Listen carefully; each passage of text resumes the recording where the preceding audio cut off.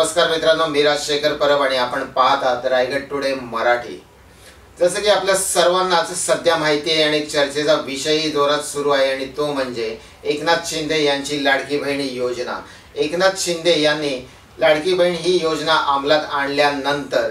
अनेक महिलांच्या खात्यामध्ये रक्षाबंधनाच्या दिवशी 2 महिन्याचा निधी म्हणजे 3000 रुपये जमा झाले, तर काहींच्या बँक खात्यावरती हे पैसे जमा झाले नाहीत, तर काहींच्या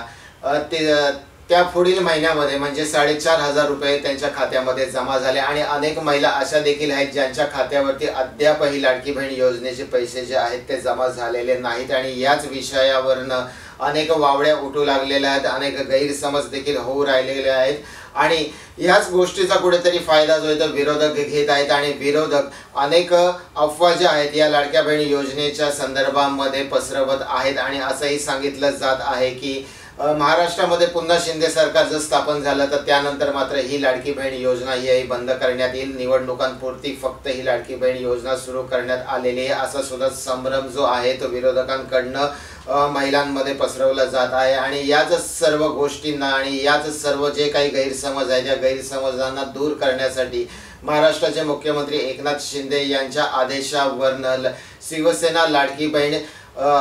जनसंपर्क अभियान जे आहे ते संपूर्ण महाराष्ट्रामध्ये सुरू करण्यात आलेलं आहे। आज कर्जत खालापूर मतदारसंघामध्ये देखील हे अभियान राबवण्यामध्ये आलं।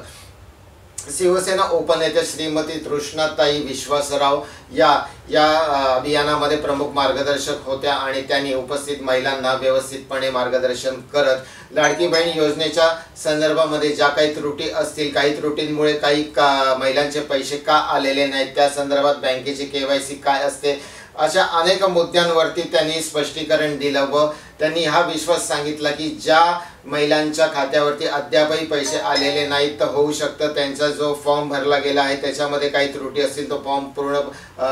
पूर्णत्वात कसा न्यावा, त्या फॉर्ममध्ये काय त्रुटी असू शकतात या संदर्भातलं संपूर्ण मार्गदर्शन जे आहे ते शिवसेना उपनेत्या श्रीमती तृष्णाताई विश्वासराव यांनी आज कर्जत खालापूर मतदारसंघामध्ये केलं। आजच सकाळी 11 वाजता कर्जतच्या शिवतीर्थ पोसरी येथे कर्जत तालुक्यातील महिलांना मार्गदर्शन करण्यामध्ये आलं, तर दुपारी 3 वाजता खालापूर तालुक्यातील महिलांना खोपोली शहरातील लायन्स हॉल येथे मार्गदर्शन करण्यात आलं। आपण पाहूया त्या प्रसंगाची काही क्षणचित्र।